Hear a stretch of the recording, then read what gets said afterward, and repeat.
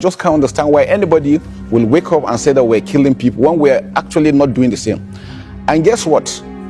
Where the Giwa barracks you were talking about, we have all the humanitarian agencies working there. You have the UN working, local and international organizations are working. Are we saying they are complicit?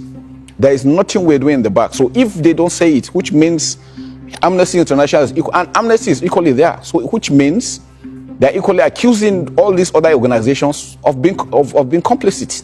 So just to be clear, you would be prepared to go to the ICJ in The Hague and answer these accusations? We're not scared of anything because we don't have anything of such. We've seen Boko Haram regroup and regroup and regroup. What is your answer to that? That you have in some way fed the insurgents? The problem is that I think we've talked to the international community. Let's find out the funding.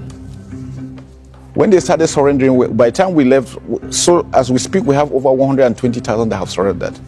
Most of them, when you find them, they are coming with hard currencies. How did they get them? How are they funded? How did they get the training? How did they get the equipment? What is your suspicion? Well, maybe an international conspiracy, you don't know. Who knows?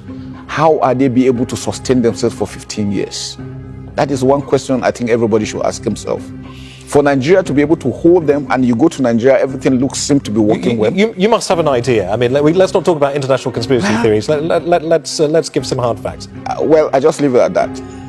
I'm sure they know, and I'm sure everybody knows that these are the challenges we're facing, that needs to be addressed. So the UN need to come in to ensure that, because we need to trace the funding. How are they sustaining themselves for 15 years? What does the UN coming in mean? What does that look like?